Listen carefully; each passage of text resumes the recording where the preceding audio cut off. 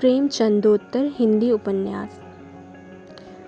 प्रेमचंद के उपरांत हिंदी उपन्यास किसी एक निश्चित दिशा की ओर अग्रसर नहीं हुआ, अपितु उसकी विविध धाराएं अनेक दिशाओं की ओर प्रवाहित हुई।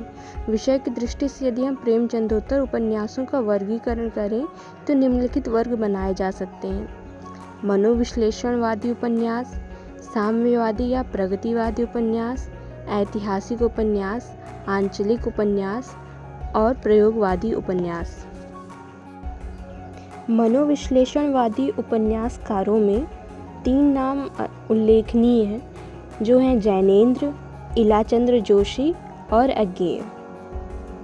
जैनेन्द्र ने परख 1929 ईस्वी में, सुनीता 1935 ईस्वी में और त्यागपत्र 1937 ईस्वी में के द्वारा हिंदी उपन्यास को एक नई दिशा प्रदान की। तो जैनेन्द्र के जो 3 प्रमुख उपन्यास हैं वो हैं परख, सुनीता और त्यागपत्र। जैनेन्द्र जी के कुछ अन्य उपन्यास हैं कल्याणी, सुखदा, विवर्त और व्यतीत। इस परंपरा के दूसरे उपन्यासकार इलाचंद्र जोशी ने उच्च कोटि के लगभग 1 दर्जन उपन्यासों की रचना की है। उनके प्रमुख उपन्यास हैं 1941 ईस्वी में सन्यासी, पर्दे की रानी 1941 ईस्वी, प्रेत और छाया 1945 ईस्वी, निर्वासित 1946 ईस्वी, जिप्सी 1952 ईस्वी, जहाज का पंछी 1955 ईस्वी। मनोविश्लेषण परक उपन्यासों में अज्ञेय द्वारा रचित शेखर एक जीवनी 1941 ईस्वी, नदी के द्वीप 1951 ईस्वी तथा अपने अपने अजनबी का महत्वपूर्ण स्थान है। शेखर एक जीवनी वैयक्तिक मनोविज्ञान के अध्ययन के क्षेत्र में एक महती उपलब्धि मानी जाती है। हिंदी के साम्यवादी उपन्यास वे हैं जिनमें मार्क्सवादी विचारधारा का आधार ग्रहण करके कथानक का ताना बाना बुना गया है। यशपाल, राहुल सांकृत्यायन, रांगेय राघव, भैरव प्रसाद गुप्त और अमृत राय इसी कोटि के उपन्यासकार हैं।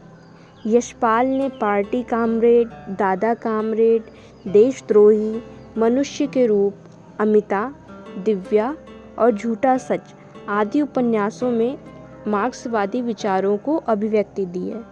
यशपाल के इन उपन्यासों में दिव्या 1945 ईस्वी में और झूठा सच जो 1957 ईस्वी में आया था, यह परीक्षाओं में अधिकतर पूछे जाते हैं। इस युग के 2 महत्वपूर्ण उपन्यास लेखक हैं भगवती चरण वर्मा तथा अमृतलाल नागर। भगवती चरण वर्मा जी के कई उपन्यास प्रसिद्ध हुए हैं, यथा 1934 में आया चित्रलेखा, भूले बिसरे चित्र, टेढ़े मेढ़े रास्ते, सामर्थ्य और सीमा तथा सबही नचावत राम गोसाई।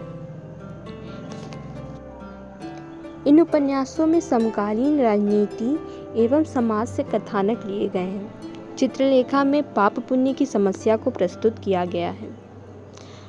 अमृतलाल नागर ने सेठ बांकेमल, अमृत और विष, बूंद और समुद्र, महाकाल, शतरंज के मोहरे, सुहाग के नुपुर, मानस का हंस आदि अनेक उपन्यासों की रचना की है। बूंद और समुद्र उनका श्रेष्ठतम उपन्यास है। इसमें अमृतलाल नागर जी ने भारतीय समाज की रीति नीति, जीवन दृष्टि, मर्यादाओं एवं मान्यताओं का चित्रण किया। मानस का हंस अमृतलाल नागर जी का एक जीवनी परक उपन्यास है, जिसमें गोस्वामी तुलसीदास का जीवन वृत्तांत प्रस्तुत किया गया है। इसी प्रकार खंजन नयन में सूरदास के जीवन को कथानक के रूप में बांधकर सूर की जीवनी देने का प्रयास किया गया है। तो अमृतलाल नागर जी ने तुलसीदास की जीवनी पे मानस का हंस और सूरदास जी के जीवन पे खंजन नयन नामक उपन्यास लिखे। अब हिंदी के ऐतिहासिक उपन्यास में आ जाते हैं। तो प्रेमचंद युगीन जो प्रमुख ऐतिहासिक उपन्यासकार थे वो बाबू वृंदावन लाल वर्मा थे। प्रेमचंद के उपरांत के प्रमुख हिंदी ऐतिहासिक उपन्यासकारों में आचार्य चतुरसेन शास्त्री और हजारी प्रसाद द्विवेदी जी का नाम लिया जाता है। हजारी प्रसाद द्विवेदी जी ने बाणभट्ट की आत्मकथा, चारुचंद्र लेख, पुनर्नवा और अथरैक्व आख्यान में इतिहास और कल्पना का सुंदर समन्वय करते हुए रोचक उपन्यासों की रचना की है। वहीं आचार्य चतुर्सेन शास्त्री के प्रमुख उपन्यास हैं जो वे हैं वैशाली की नगरवधू, वयम रक्षामः, सोमनाथ, सोना और खून आदि। वैशाली की नगरवधू आचार्य चतुर्सेन शास्त्री जी का सर्वाधिक प्रसिद्ध उपन्यास रहा है। इसी समय में रांगेय राघव जी ने मुर्दों का टीला नामक ऐतिहासिक उपन्यास में मोहनजोदड़ो के गणतंत्र का चित्रण किया है। अब आंचलिक उपन्यास की श्रेणी में आ जाते हैं। स्वातंत्र्योत्तर हिंदी उपन्यासों में आंचलिक उपन्यास एक महत्वपूर्ण उपलब्धि रही है। वे उपन्यास जिनमें किसी विशेष अंचल का चित्रण कथानक के द्वारा किया जाता है, इस वर्ग में आते हैं। हिंदी के आंचलिक उपन्यासकारों में सर्व प्रमुख हैं फणीश्वर नाथ रेणु, जिन्होंने 1954 में मैला आंचल, 1957 में परती परिकथा नामक उपन्यासों में बिहार के ग्रामीण अंचल के रहन सहन, रीति रिवाज, राजनीतिक आस्थाओं आदि का विशद चित्रण किया। रेणु जी के अतिरिक्त अन्य आंचलिक उपन्यासकार हैं नागार्जुन, जिनका रतिनाथ की चाची, बलचनमा, बाबा बटेसर नाथ, दुखमोचन, वरुण के बेटे आदि, और उदय शंकर भट्ट, इनका सागर लहरें और मनुष्य, और रांगेय राघव जी का कब तक पुकारूं आदि प्रमुख हैं। ग्रामीण परिवेश को आधार बनाकर भी कुछ उपन्यास लिखे गए हैं, जिनमें प्रमुख हैं आधा गांव राही मासूम रजा जी का, अलग अलग वैतरणी शिव प्रसाद सिंह जी की, जंगल के फूल राजेंद्र अवस्थी आदि। इसी संदर्भ में उन उपन्यासों को भी लिया जा सकता है जिनमें व्यंग्यात्मक लहजे में भारतीय समाज के समग्र रूप को चित्रित करने का प्रयास किया गया है। इस दृष्टि से श्री लाल शुक्ल कृत राग दरबारी उल्लेखनीय कृति है, जिसमें स्वातंत्र्योत्तर भारत के ग्रामीण जीवन की मूल्यहीनता को चित्रित किया है। इस उपन्यास की कथाभूमि है बड़े नगर से कुछ दूर बसा हुआ गांव शिवपालगंज, जहां की जिंदगी प्रगति और विकास के तमाम नारों के बावजूद निहित स्वार्थों एवं अवांछनीय तत्वों के सामने घिसट रही है। आधुनिक हिंदी उपन्यासों की नवीनतम धारा को प्रयोगवादी उपन्यास या आधुनिकता बोध के उपन्यास कहा जा सकता है। आधुनिकता के दौर में औद्योगिकरण, बदलते हुए परिवेश, भ्रष्ट व्यवस्था, महानगरीय जीवन और यांत्रिक सभ्यता के कारण जीवन में जो तनाव, अकेलापन, निराशा, कुंठा एवं असुरक्षा की भावना घर कर गई है, उन्हीं को उपन्यासकारों ने अपने उपन्यासों में अभिव्यक्ति प्रदान की है। मोहन राकेश के अंधेरे बंद कमरे 1961 ईस्वी में तथा न आने वाला कल 1968 ईस्वी में ऐसे ही उपन्यास हैं। इसके अतिरिक्त राजेंद्र यादव के उखड़े हुए लोग में उपन्यासकार ने टूटते हुए मानव का चित्रण किया है।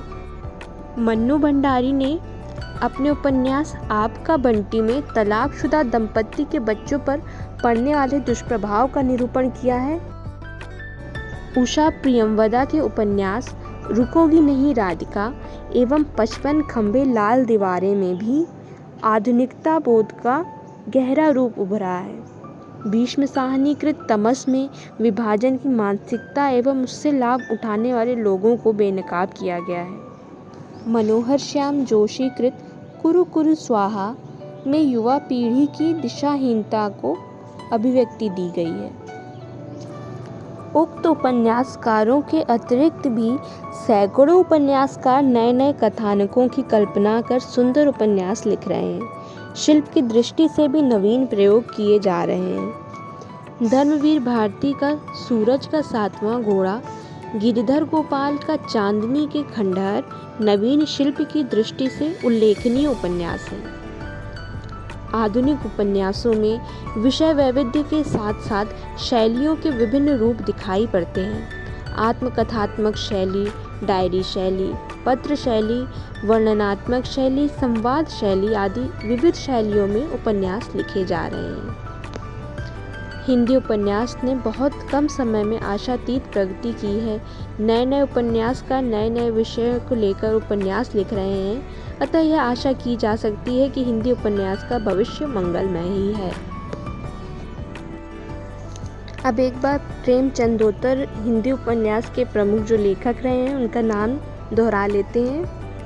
तो प्रेमचंदोत्तर हिंदी उपन्यास में प्रमुख नाम हैं जैनेन्द्र, इलाचंद्र जोशी, अज्ञेय, यशपाल, भगवती चरण वर्मा, अमृतलाल नागर, आचार्य चतुर्सेन शास्त्री, हजारी प्रसाद द्विवेदी, राहुल सांकृत्यायन, रांगेय राघव, फणीश्वरनाथ रेणु, नागार्जुन, उदय शंकर भट्ट, मोहन राकेश, मन्नू भंडारी, नरेश मेहता, उषा प्रियमवदा, भीष्म साहनी, धर्मवीर भारती, गिरधर गोपाल आदि।